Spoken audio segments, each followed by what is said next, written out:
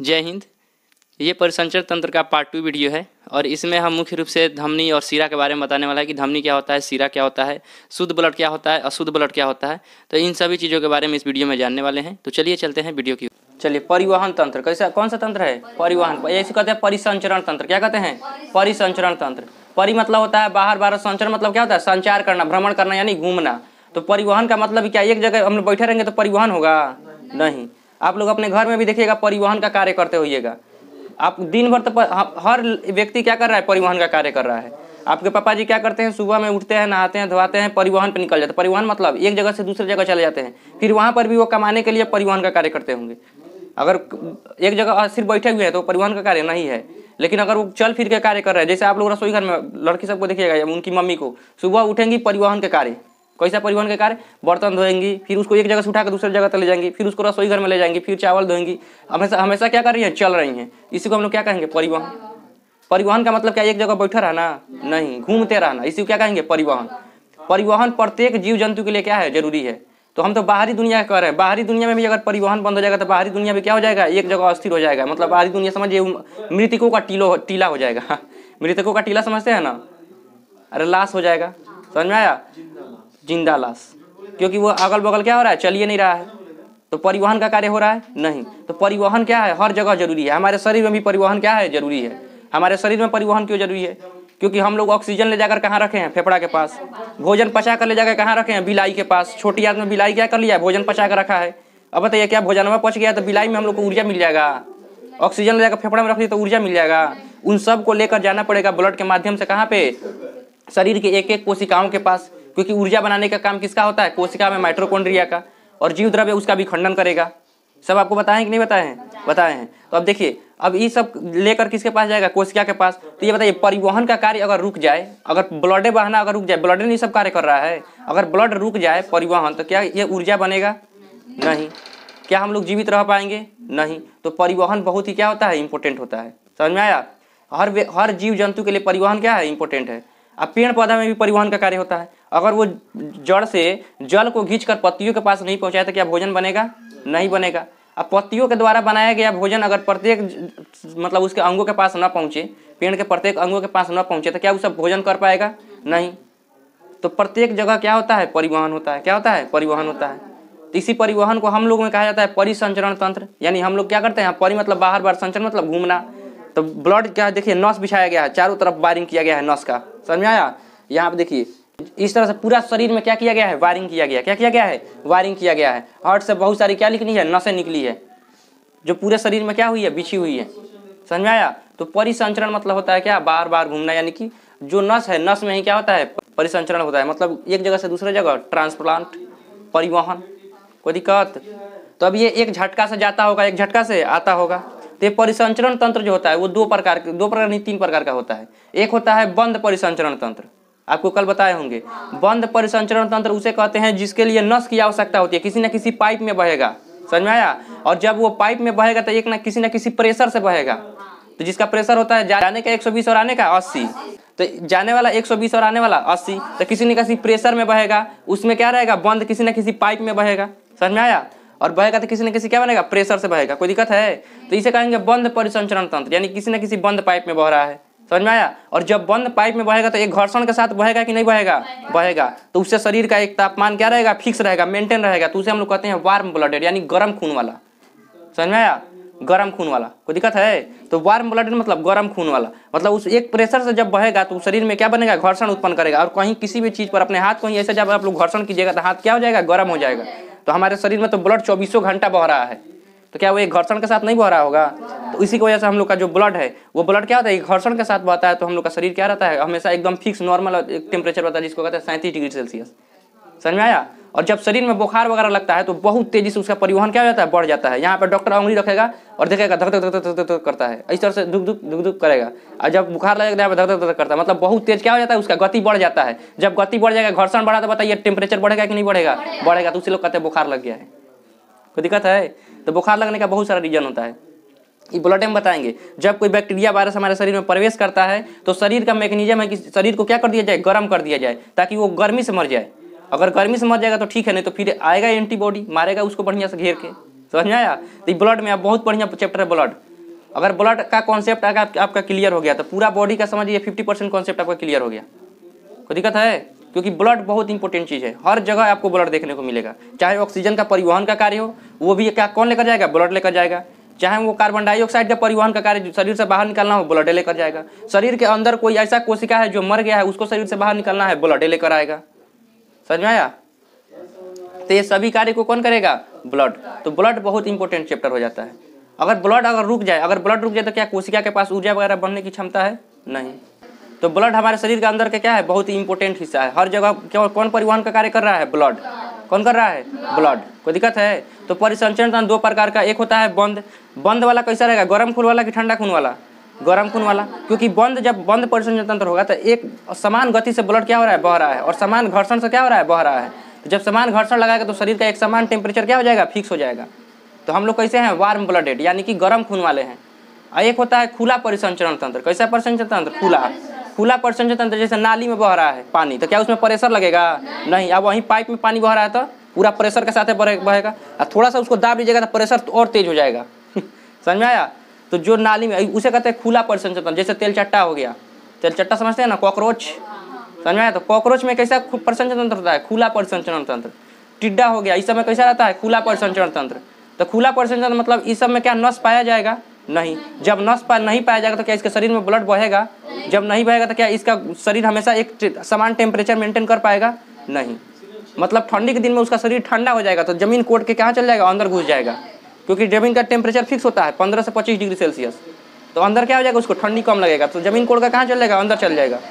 अब वहीं गर्मी के दिन में जब उसको गर्मी लगेगा तो ऊपर निकाल के बौखियाने लगेगा, जैसे सांप हो गया।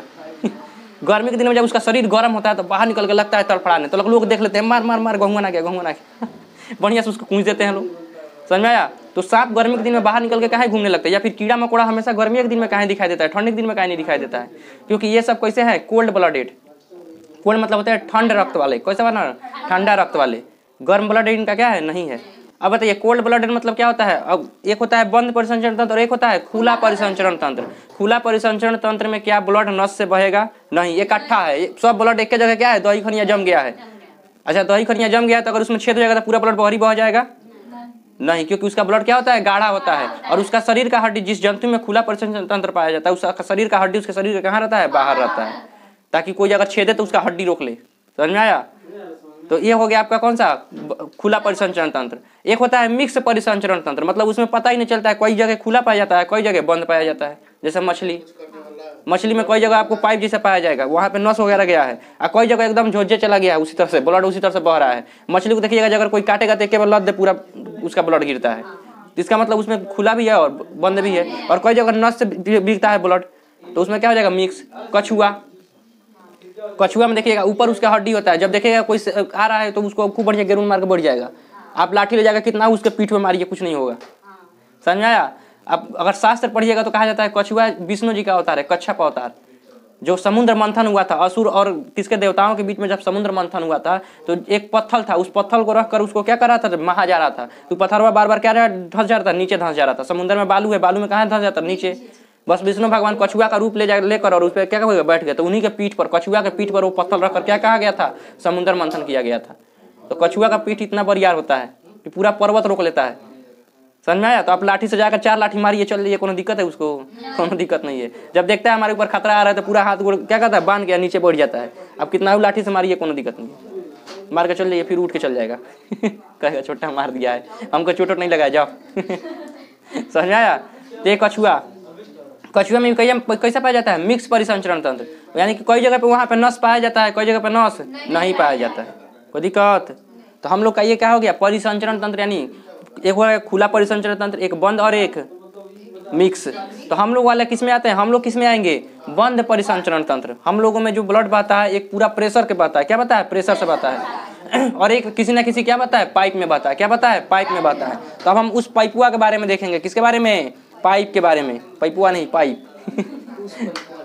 समझ में? जिस पाइप में ब्लड क्या हो रहा है? बह रहा है, उस पाइप के बारे में हम लोग पढ़ते हैं कि उस पाइपुआ को कहा जाता है, उसमें ब्लडवा बहता कैसे है, कौन ब्लड बहता है, शुद्ध ब्लड क्या होता है, अशुद्ध ब्लड क्या होता है। तो शुद्ध और अशुद्ध का कोई कॉन्सेप्ट नहीं है। शुद्ध ब्लड उसे कहते हैं जिसमें ऑक्सीजन की मात्रा ज्यादा हो, और अशुद्ध ब्लड उसे कहते हैं जिसमें कार्बन डाइऑक्साइड की मात्रा ज्यादा हो। जैसे हीमोग्लोबिन क्या करता है, फेफड़ा से ऑक्सीजन लेकर जा रहा है तो वो कैसा ब्लड कहलाएगा, शुद्ध ब्लड, क्योंकि ऑक्सीजन लेके जा रहा है। वो हीमोग्लोबिन जो अभी बॉडी से कहाँ आ रहा है, हार्ट की तरफ, मतलब फेफड़ा की तरफ आ रहा है, और कार्बन डाइऑक्साइड क्या कर रहा है, दे रहा है, तो वो ब्लड कैसा कहलाएगा, अशुद्ध ब्लड कहलाएगा। समझ में आया, कोई दिक्कत है? तो शुद्ध अशुद्ध का कोई कॉन्सेप्ट नहीं है, बस इतना कॉन्सेप्ट है कि जिस ब्लड में क्या पाया जाता है, ऑक्सीजन, वो शुद्ध कहेंगे, उसको ऑक्सीजनेटेड ब्लड कहेंगे, यानी शुद्ध ब्लड। समझ में आया? और जिसमें क्या पाया जाता है, कार्बन डाइऑक्साइड, उसको कहा जाएगा डीऑक्सीजनेटेड यानी अशुद्ध ब्लड। कोई दिक्कत? तो शुद्ध अशुद्ध का कोई कॉन्सेप्ट नहीं है, कोई दिक्कत है? हम लोग का जो ब्लड निकाला जाता है, देखिए हम लोग का जो ब्लड एक पाइप में बहता है, एक का नाम होता है धमनी और एक का क्या होता है, सीरा। तो हम लोग के अंदर जो पाइप बह रहा है, कितने प्रकार का पाइप, 2 प्रकार का पाइप, एक का नाम है धमनी और दूसरे का नाम है सीरा। धमनी में ध से धमनी या ध से धनी लोग, तो धनी लोग हमेशा देखिएगा बढ़िया बढ़िया चीज लेंगे लोग, शुद्ध चीज लेंगे लोग। समझ में आया? तो ध से धमनी या ध से धनी लोग, ध से धमनी में बहता है शुद्ध ब्लड। कौन सा ब्लड? शुद्ध ब्लड। यानी कि धनी लोग हमेशा कैसे ब्लड लेंगे, शुद्ध ब्लड, यानी हमेशा शुद्ध चीज खाएंगे लोग। तो धमनी में हमेशा कैसा ब्लड बहता है, शुद्ध ब्लड, और वहीं सीरा में हमेशा अशुद्ध ब्लड। अब इसका हम लोग क्या करते हैं, एक बार पूरा बढ़िया से देख लेते हैं। हम लोग क्या देख रहे हैं, ब्लड कहाँ कहाँ बहता है, कैसे फ्लो करता है। एक होता है क्या, धमनी, क्या होता है, धमनी, और एक क्या होता है, सीरा, क्या होता है, सीरा। इसको कहते हैं आर्ट्रियम, आर्ट्रियम, आर्ट्रियम। ठीक है जी, हमारे लिखने में थोड़ा बहुत दिक्कत हो जाता है, ठीक है, हम शुद्ध अभी भी नहीं लिख पाते हैं, इसीलिए हम हिंदी ज़्यादा नहीं बताते हैं। सीरा हो गया, इसको कहते हैं आर्ट्रियम, और इसको क्या कहते हैं, वेंट्रिकल। क्या कहते हैं, वेन चाहे वेंट्रिकल, वेंट्रिकल कहिए चाहे वेन कहिए, वेन। तो सीरा और धमनी, तो धमनी में हमेशा कैसा खून बहेगा, O2 वाला, कैसा, O2 वाला, और O2 वाले ऑक्सीजन वाले ब्लड को हम लोग क्या कहते हैं, शुद्ध ब्लड। कैसा ब्लड, शुद्ध ब्लड। और इसमें बहेगा हमेशा CO2 वाला, इसमें क्या रहेगा, CO2 वाला, इसको कहेंगे अशुद्ध। क्या कहेंगे, अशुद्ध ब्लड। कोई दिक्कत है? जो बॉडी से किसके तरफ गया हो, हृदय की तरफ, उसे क्या कहेंगे, सीरा। क्या कहेंगे, सीरा। बॉडी से किसके तरफ, हृदय की तरफ, तो उसे क्या कहेंगे, सीरा। और जो हृदय से पूरे बॉडी में गया हो, मतलब हृदय से जो नस निकल के पूरे बॉडी में क्या हो गया है, छिटा गया है, उसे क्या कहेंगे, धमनी। क्या कहेंगे, धमनी। तो यहाँ पे देखिए, हृदय से कहाँ पे गया हो, पूरे बॉडी की तरफ, किसके तरफ, पूरे बॉडी की तरफ, तो उसे क्या कहेंगे, धमनी। कोई दिक्कत है? हृदय से कहाँ गया है, पूरे बॉडी की तरफ, उसे क्या कहेंगे, धमनी। और ऐसा जो पूरे बॉडी से कहाँ आया, हृदय की तरफ, उसे क्या कहेंगे, सीरा। अच्छा एक बात बताइए, वो हार्ट से निकल के पूरे बॉडी की तरफ जा रहा है, तो शुद्ध ब्लड लेके जाएगा कि अशुद्ध ब्लड लेके जाएगा, शुद्ध ब्लड लेके जाएगा। और हार्ट से निकल के पूरे बॉडी की तरफ जा रहा है, मतलब हार्ट एकदम पूरा प्रेशर लगा के बढ़िया से खेला होगा उसको, है कि नहीं। तो इसका मतलब इसका प्रेशर ज्यादा होगा कि नहीं होगा, होगा। तो धमनी में 120 का प्रेशर पाया जाता है। कितना का प्रेशर, 120 का प्रेशर पाया जाता है। और इसमें कितना का प्रेशर, आप बताइए, 80 का। किसका, 80 का प्रेशर पाया जाएगा, क्योंकि अब उधर से क्या कोनो ढकेला है उसको, नहीं, बेचारा इसी में एडजस्ट कर रहा है। गया 20 का स्पीड से आ रहा है 80 का स्पीड से, और स्पीड थोड़ा सा क्या हो गया, कम हो गया है, लेकिन आ रहा है बेचारा रेहू रेहू करके। समझ में आया? जैसे गेंदा को आप लोग क्या कीजिए, डुगराइए, तो जब यहाँ से डुगराइएगा तो बहुत तेज जाएगा, समझ में आया। लेकिन कुछ दूर के बाद रेहू रेहू चलते चलते चलते देखिए समय आएगा जब क्या हो जाएगा, रुक जाएगा। लेकिन ये रुकता नहीं है, जाता है 120 के प्रेशर से और आता है 80 के प्रेशर से, और उसके बाद से फिर जाता है फेफड़ा में, फिर आता है हृदय में, फिर लग जाता है 120 का प्रेशर। तो 80 से फिर 120 क्या हो गया, बढ़ गया, फिर जाएगा, आएगा 80 का प्रेशर, फिर 120, फिर 80 का प्रेशर, फिर 120। ऐसे एक साइकिल क्या होता है, चलते रहता है। कौन चलाता है, हार्ट। कौन चलाता है, हार्ट। तो हम लोग पढ़ रहे हैं धमनी और सीरा। धमनी में कैसा ब्लड पाया जाता है, शुद्ध ब्लड। धमनी कैसा किस नस को हम धमनी कहेंगे, जो हृदय से निकल कर कहाँ गया हो, बॉडी की तरफ, उसे क्या कहेंगे, धमनी। और धमनी में प्रेशर कितना होता है, 120। और वही देखिए सीरा में प्रेशर कितना होता है, 80। कोई दिक्कत है, प्रेशर। अब बताइए, प्रेशर के साथ भेजे हैं, ब्लड को कैसे ठेले हैं, पूरा प्रेशर के साथ, तो क्या ब्लड का वापस आने का संभावना लग रहा है, नहीं, क्योंकि पूरा प्रेशर से, पिचकारी से आप रंग मारे तो क्या पिचकारी से पॉसिबल है कि लौट के आ जाए, नहीं। इसका मतलब लौटने का संभावना नहीं है। तो इसके अंदर वाल्व नहीं पाया जाता, इसके अंदर वाल्व नहीं पाया जाता है। वाल्व मतलब क्या होता है, वाल्व, अरे वाल्व मतलब कॉल का एक वाल्व देखे हैं, कॉल का एक वाल्व होता है। वाल्व क्या करेगा, जब पानी जब चलाइएगा ना तो पनिया को ऊपर खींच लेगा, लेकिन नीचे नहीं जाने देगा। मतलब वाल्व एक के तरफ खुलेगा, दोनों तरफ नहीं खुलता है, समझ में आया। तो इसमें एक वाल्व क्या होगा, नहीं पाया जाएगा। क्या इसमें वाल्व पाया जाएगा, नहीं पाया जाएगा, क्योंकि इसका प्रेशर 120 का है, तो उसको ब्लड को वापस आने का जरूरत है नहीं। लेकिन एक बात बताइए, 80 के क्या आ रहा है, 80 के प्रेशर से आ रहा है, एकदम रेहू रेहू झुकुर झुकुर आ रहा होगा। अब बताइए इसमें ब्लड लौटने की संभावना है कि नहीं है? तो ब्लड क्या है, लौटने की क्या है, संभावना है। तो ब्लड लौटने की संभावना है मतलब कि क्या इसमें वाल्व पाया जाएगा कि नहीं पाया जाएगा? पाया जाएगा। तो इसमें क्या पाया जाएगा, वाल्व। वाल्व क्या होगा इसमें, पाया जाएगा। कोई दिक्कत है? अब आगे कल पढ़िए। तो उम्मीद करते हैं ये वीडियो आपको पसंद आया होगा, और अगर आपको कोई डाउट है तो नीचे कमेंट कीजिएगा, हम उसको नेक्स्ट वीडियो में जरूर सॉल्व करेंगे। तो चलिए मिलते हैं नेक्स्ट वीडियो में, तब तक के लिए जय हिंद।